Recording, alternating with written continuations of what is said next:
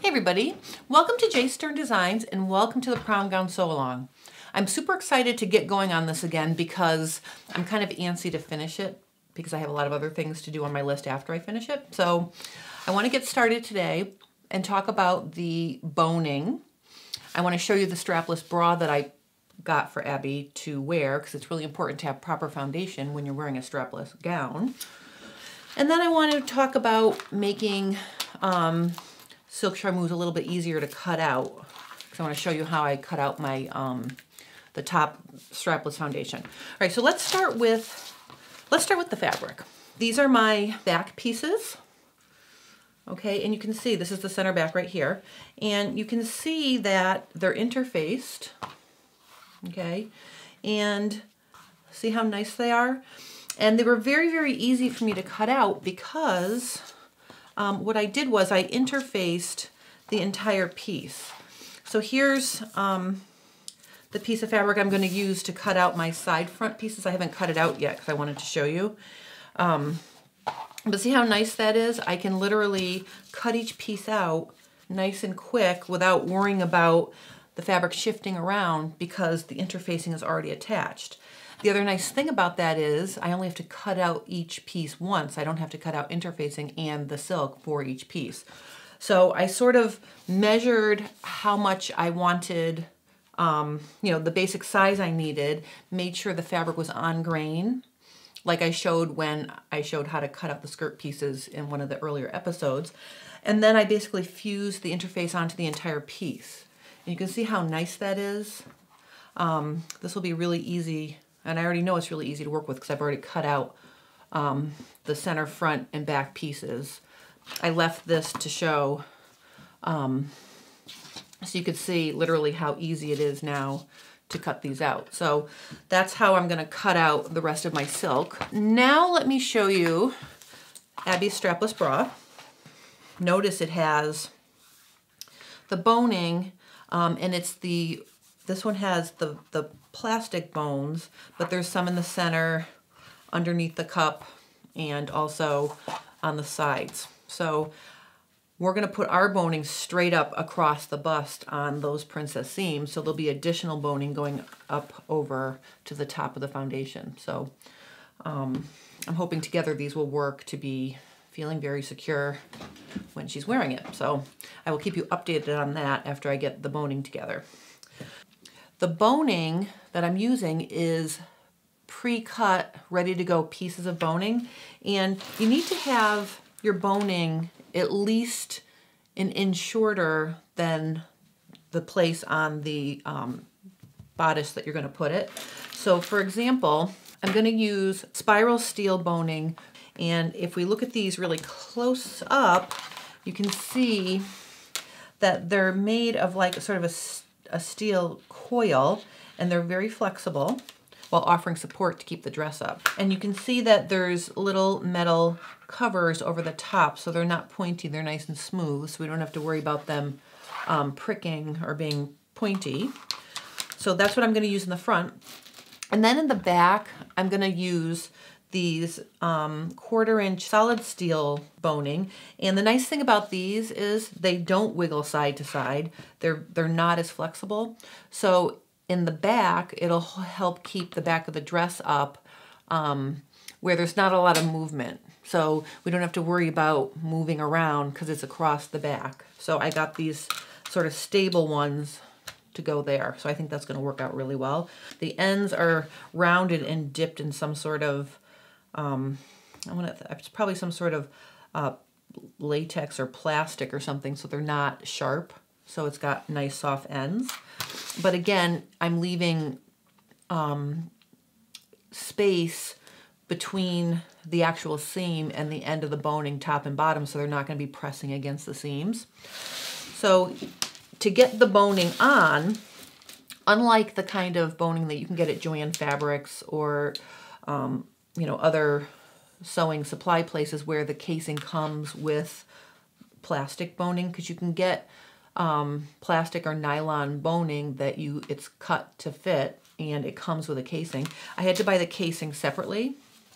And initially I was going to use some horsehair along the seam as well. But when I went to buy my casing, I noticed I could get this wider 3/4 inch casing that is really designed for 1/2 inch boning. But what I'm going to do is I'm going to sew in a little bit closer to make a channel for these 1/4 inch bones like this. Okay, so I'm going to sew it in a little bit closer, and then I'm also going to sew right near the edge. And I think because this is a fairly hefty cotton fabric, so I think that the tape itself is going to help support the seam. So instead of using this wider casing and horsehair, I think I'm just going to try it with this, because I've already got the tailor weight interfacing lining the, well, fused to the lining pieces, so I think it's going to be pretty nice and stable. All right, so you can see just for my center front piece, that's how the casing is going to look. And I'm just going to lay my boning on top. And you can see that I've allowed about 3/4 of an inch top to bottom. So I have room for the seam and then some space between the seam and the end of the boning, so it's not going to press against the seam. So that's basically how that's going to look. And you know, if you're afraid or if you feel intimidated by boning, I really, good news, it's very easy to work with. Let me just quickly show you how to sew this casing on. The first thing is I'm centering it on my seam, like so. And then I'm just going to pin it in place. And because we're working with the lining, I don't have to worry about any of this showing. There are dresses where the boning is sewn right into the dress fabrics, like a corset style, so you see all the channels. And when you're working with that kind of design, you have to be really careful that everything is exactly center and perfect and straight, and that the channels are perfectly and exactly the same width, because it's going to show. But I'm working in the lining, and of course I want it to be perfect and wonderful, but if I'm a little off, I'm not going to get too bent about that, because no one's ever going to see it, because the silk is going to be on top of it and then the lace is going to be on top of that. So basically I'm just trying to center like this. See how you can see? Just running the casing down the center of this. And I'm just pinning, you know, widthwise like this, because it's so wide. Okay, so it looks like that. And I'm going to sew about 1/8 of an inch in on each side to make a casing. If you have an edge stitching foot that you like to use, or something that can help keep you honest. Okay, so, all right, so see how I'm putting that guide right on the edge of my casing, so I know I'll get a nice 1/8 of an inch stitch. So now I'm going to just start stitching. And I'm going to take my pins out as I come to them so I don't break my needle.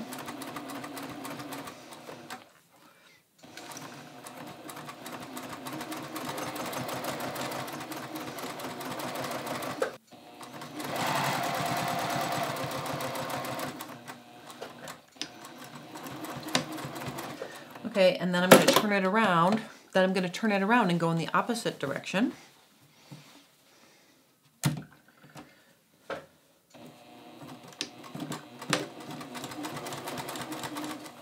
See how nice that is?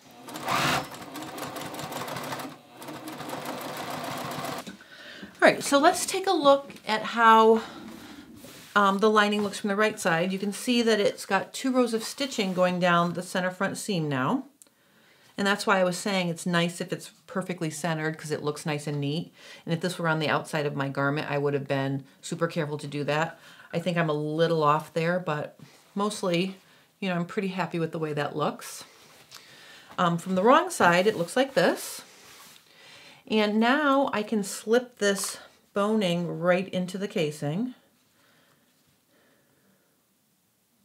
like this.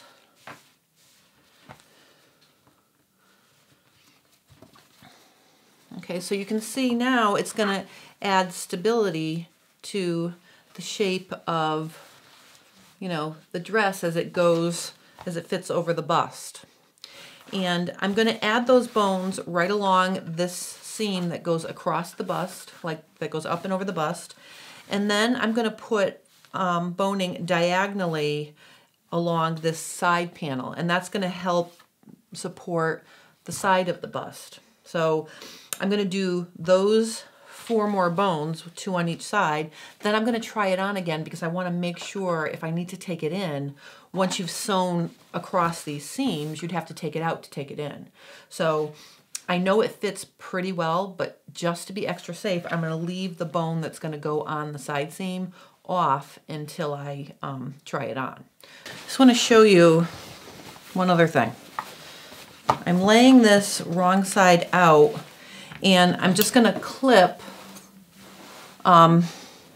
in here like this, where the bust is, and I'm just going to lay those and press those so they lay flat. All right, so see they overlap here a little bit. All right, so that way on the other side I can get that nice and smooth. All right, when I press that down, it'll be nice and smooth. So just, cut your, cut into your allowances and press them so they'll lay flat like that before you put the casing on. All right, so that's how I'm going to deal with these seam allowances. Okay, so clip in and then press them flat. And then this can go right on over it like this, and it'll be nice and smooth. So that's how I'm going to do the boning. When I'm happy with the fit and everything's fine, I'm going to sew across the top and the bottom of the bone to hold it in place so it doesn't slide around. And I'm just going to stitch right in there, maybe 1/8 of an inch away from the top of the bone and the bottom of the bone. And then I will also have plenty of room for my 1/2 inch seam allowance. So that's how I'm going to apply the boning to this strapless foundation. All right, so if you have any questions about boning, please let me know. If you're using plastic boning or nylon boning, that works well too. So don't feel like you have to use this spiral metal boning. I think it just adds a little extra level of security, especially if you're trying to make a strapless dress for someone who's got a large bust. On the next episode, I'm going to show you how the finished top of the dress fits. I'll actually get Abby in here and I'll get her on camera with the finished foundation so you can see how it fits. And then I'm also going to show you how to work with beaded lace that's made on netting, because we're actually going to plan the overall design for that. So that's what we're going to do next time. So questions on boning, fitting, strapless foundations, boning, casing, any of those things, please either post them below or visit my blog at jsterndesigns.com and you can put your questions there. I hope you guys have a great day, and I'll see you in a couple days for another episode of the Prom Gown Sew Along.